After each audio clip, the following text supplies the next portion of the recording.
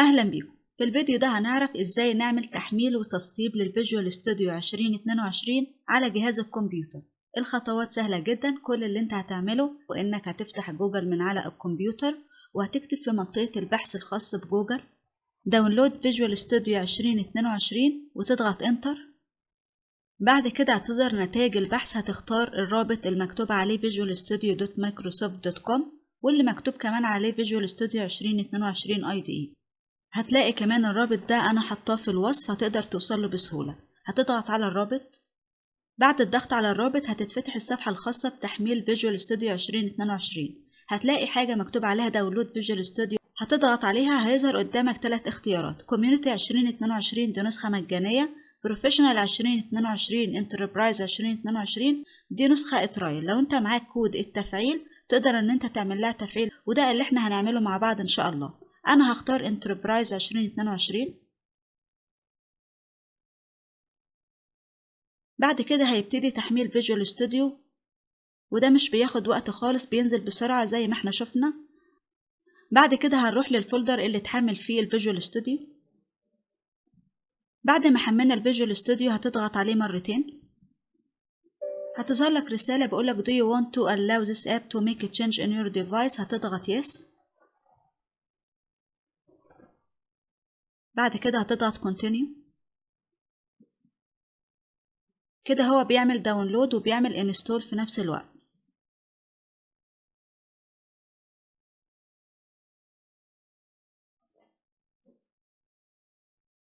بعد كده هتتفتح الشاشة الخاصة بإنستولينج فيجوال ستوديو 2022. هيظهر قدامك أكتر من اختيار. هنا أنت بتختار التكنولوجي اللي أنت عايز تعمل لها انستولينج، وهتلاقي حاجة اسمها انستوليشن لوكيشن، وده علشان تحدد المكان اللي هيتسطب فيه الفيجوال ستوديو 2022. تقدر أن أنت تغيره بمجرد ما تضغط على الزر الخاص ببراوز.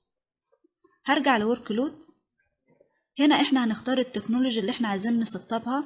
لو اخترت مثلا ASP.NET واخترت بايثون، هتلاحظ هنا ان هو بيحدد لك السبيس ريكوايرد اللي هتتسطب مع كل تكنولوجي انت بتختارها. يعني هنا لو اخترت مثلا .NET ديسكتوب هتلاحظ انه التوتال سبيس بيزيد، لكن لو ما اخترتهاش التوتال سبيس بيقل. فانت تحدد التكنولوجي اللي انت عايز تستخدمها. انا اخترت ASP.NET Web Development واخترت بايثون. بعد كده هتضغط على انستول.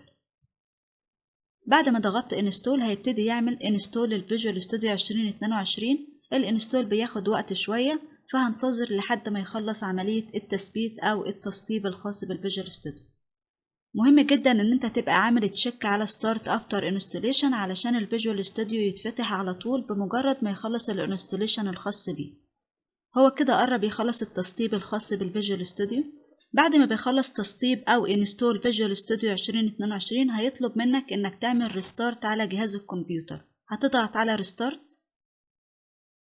بعد ما عملت ريستارت لجهاز الكمبيوتر هتيجي بعد كده في منطقة البحث الخاصة بالويندوز، هتكتب فيجوال ستوديو 2022. هيظهر قدامك الفيجوال ستوديو، هتضغط عليه.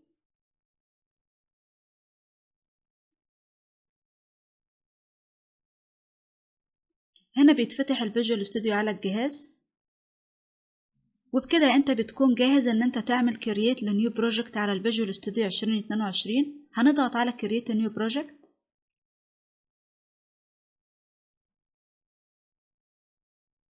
بعد الضغط على كرييت نيو بروجكت هتظهر قدامك شاشة بتحتوي على كل المشاريع اللي انت تقدر ان انت تنشئها، وهنا هيظهر لك كل اللغات اللي انت عايزها.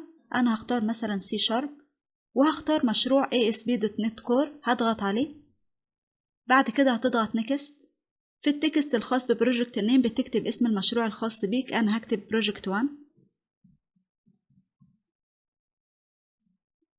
وبتختار اللوكيشن اللي انت هتنشئ فيه المشروع، ممكن تغيره من المكان ده. بعد كده هتضغط على نيكست وهتضغط على كرييت. هيبتدي يفتح المشروع.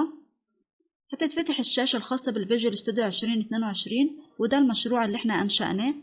تقدر ان انت تعمل كلوز للشاشة دي وتفتح مثلا program.css. بعد ما عملنا تحميل وتسطيب للفيجوال ستوديو 2022 وكمان عملنا كرييت نيو بروجكت، نيجي بقى للخطوة المهمة وهي ازاي تعمل تفعيل للفيجوال ستوديو على جهاز الكمبيوتر الخاص بيه. أنا عملت خطوات التفعيل في فيديو تاني، هتلاقي الرابط الخاص بيه في وصف الفيديو، وهتظهر بطاقة خاصة بالتفعيل، هتضغط عليها هيدخلك على الفيديو الخاص بالتفعيل على طول. في النهاية أتمنى أن الفيديو يكون أفادكم، وإلى اللقاء في الفيديوهات القادمة إن شاء الله.